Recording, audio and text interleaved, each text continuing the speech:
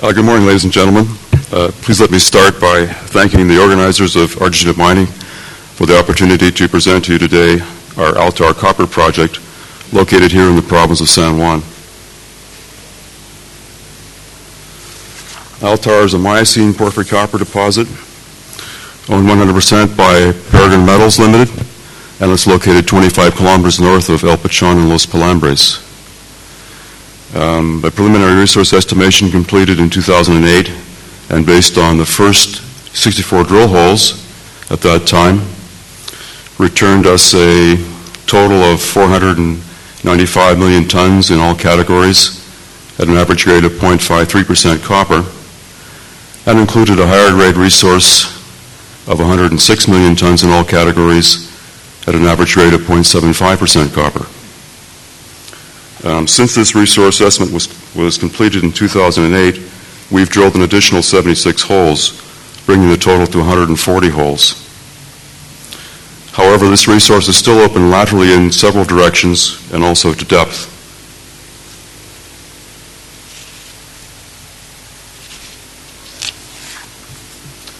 Altar is located in the department of Calangasta, near the border with Chile, approximately 190 kilometers due west of the city of San Juan. Our immediate neighbors in San Juan province include our porphyry copper sisters, El Pachon, Los Azules, and Rincones de Araya.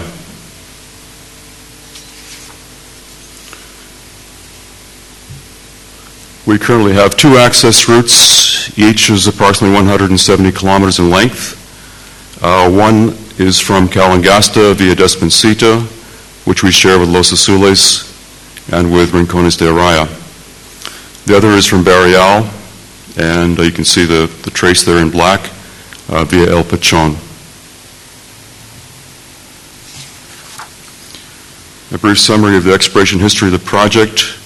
To our knowledge, the first exploration recorded on the project was by CRA in 1995 and 1996. CRA, with the merger of CRA and Rio Tinto became the operator of the project and carried on exploration from 1999 to 2004. And Rio Tinto in 2003 drilled the 7 initial drill holes which marked the discovery of the Altar porphyry copper deposit. Peregrine Metals in 2005 signed an option agreement with Rio Tinto, and in the last 5 years has carried out a geophysical program of IP, completed approximately 53,000 meters of drilling in 133 holes, done preliminary metallurgical test work, baseline environmental studies, and completed in 2008 a preliminary resource estimation based only on the first 64 drill holes that were available at that time, about 29,000 meters of drilling. The geological framework of Altar is fairly simple. The country rocks to the porphyries are early Miocene andesites, dacites, and rhyolites. The porphyries themselves are middle-late Miocene in age, or 10 to 12 million years. They comprise quartz diorites, granodiorites, and andesites. The Pachon Fault lies to the east of Altar, and the Pelambres Fault lies to the west. And these two regional scale north-south faults form a structural panel that confines or limits the distribution of Miocene host rocks in the region. And we believe that these faults are also primary controls on the emplacement of the mineralizing porphyries. Just a note on the tectonic framework, this 10 to 12 million year age of the porphyries coincides with the onset of shallowing beneath the central flat slab segment of the subduction zone, and with the arrival of the subducting San Fernandez Ridge to this region.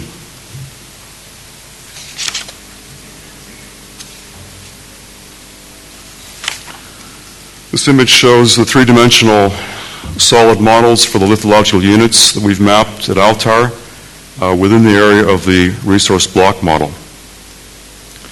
Andesite, there's a solid andesite there, is in pink in color.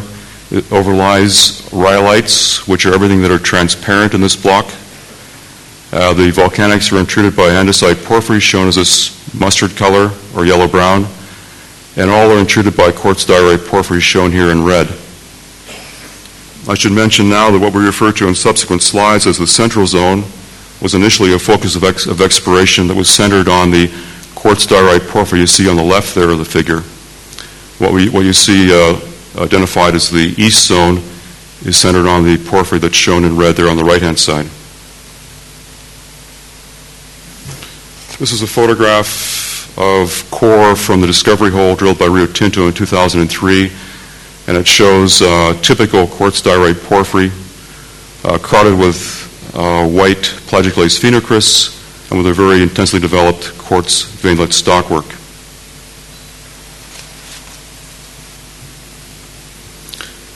Moving on to the alteration, this is a panoramic view of the altar alteration system looking generally to the south at El Pachon and Los Palambres on the horizon. And at the current levels of erosion, the system is exposed at the transition between intense pervasive sericitic alteration, kind of at the levels where the text there says east zone and central zone, and the overlying advanced argillic lithocap, which occurs on the very highest ridges you see kind of in the background there and wrapping around, completely surrounding the porphyry copper system below. This is Iconos imagery from April of 2008, and it shows the alteration footprint, which measures about 4 kilometers in the east-west sense and about 2.5 kilometers in the north-south sense. The ridge tops show advanced argillic alteration related to telescoped high sulfidation epithermal gold-silver deposit or system, which lies directly above the sericitic alteration at the upper levels of the porphyry copper system.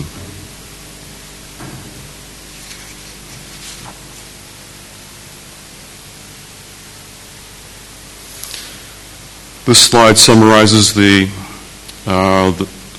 key alteration assemblages at Altar. The earliest potassic alteration is characterized by quartz, biotite, K-feldspar, magnetite, rutile, and anhydrite, and is related to A and B veinlets. This is overprinted by sericitic alteration, comprised of quartz, sericite, illite, tourmaline, and hydrite, along with peripheral chlorite and specularite, and this is associated with D veinlets. The advanced argillic alteration on the highest ridges is made up of quartz, alunite, kaolinite, pyrophyllite, barite, native sulfur, and sulfur salts, and is associated with silica ledges and vuggy residual quartz at high levels.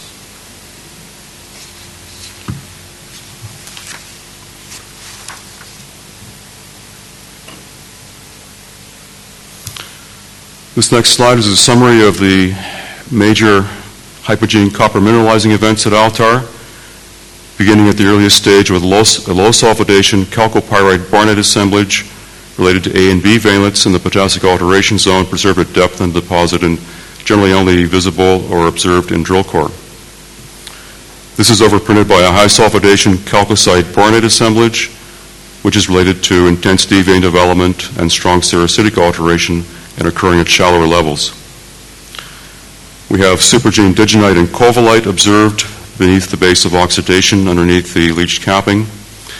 And this supergene mineralization coalesces with the hypogene chalcocite in the upper portion of the deposit to form a combined hypogene-supergene copper enrichment blanket.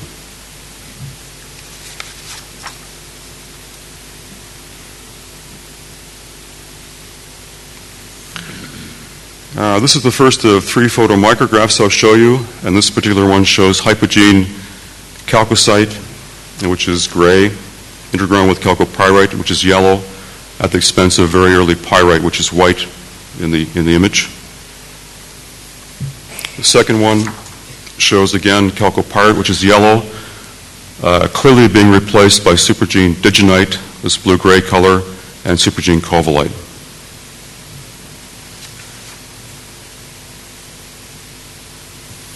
Here on the final photomicrograph, we see pyrite again, overgrown by hypogene chalcocite, which is gray, the yellow chalcopyrite, which are in turn being replaced by supergene digenite and covalite.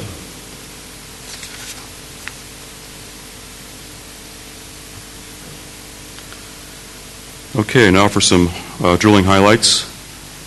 This slide shows a selection of 13 representative holes drilled between 2003 and 2008 that are part of the database used for the 2008 resource estimation. Shown in black in the little boxes are the overall intersections, and the intervals in red represent mineralization from the high-level chalcocite-covalite dominant mineralization. Highlights include our deepest hole, which you see kind of in the center of the image there, ALD 43, which returned 719 meters at an average grade of 0.72% copper.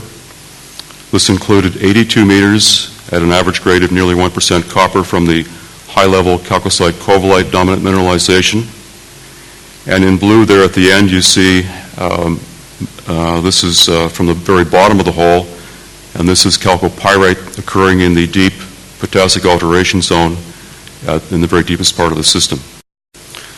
Another highlight was, for example, ALD 49, which returned the same average overall grade of 0.72% copper over 518 meters, and included at the top of the deposit 194 meters at an average grade of 0.93% copper.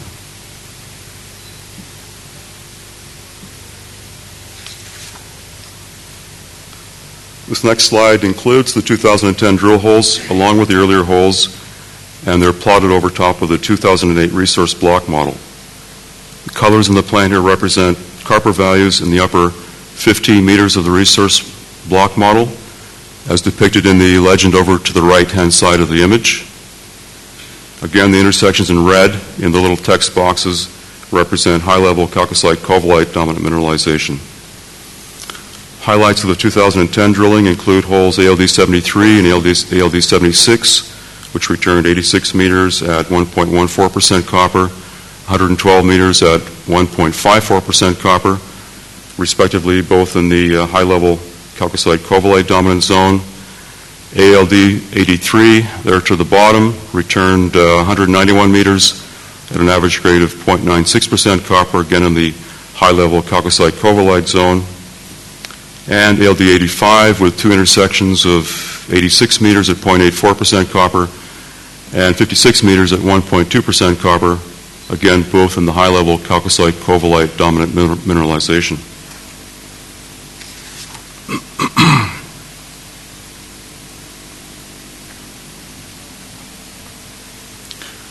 Now, the 2008 resource estimation we completed was based on the first 64 drill holes completed between 2003 and 2008, and representing about 29,000 meters of drilling. This preliminary estimation gave us a total of 495 million tons in all categories, averaging 0.53% copper, and that's at a 0.4% copper cutoff. This includes 209 million tons at an average grade of 0.65% copper in all categories, as well as including 106 million tons in all categories at an average grade of 0.75% copper, and these at higher cutoff grades. Please note that since this resource estimation was completed in 2008, we have drilled an additional 76 drill holes.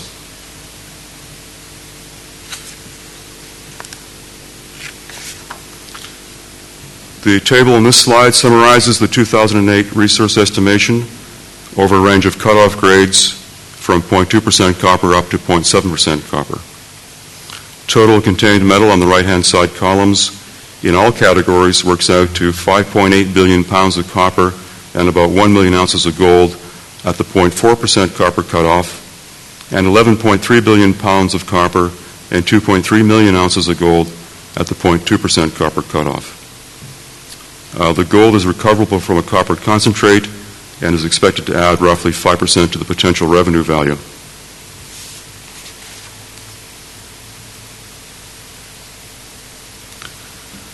This image is a shot of the 2008 resource model looking north and showing the 0.2% copper grade shell in green and the leach capping in red. Toronto's 500, these enhanced grades at the top of the deposit may represent an opportunity to recover a significant proportion of development costs during the early years of production.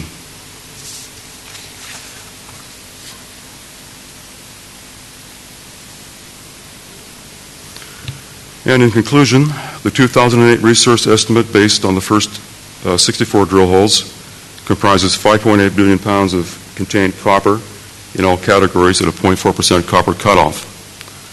We expect that the addition of the 76 holes drilled in 2010 will significantly increase the size and the confidence level of the 2008 resource. The deposit, however, still remains open to expansion in some lateral directions and everywhere at depth. We are currently preparing an updated resource estimation and carrying out a preliminary economic assessment, which we expect to complete in the coming months. We have planned an extensive drilling program for the coming field season, which will include continuing resource definition along with a substantial metallurgical and geotechnical drilling program.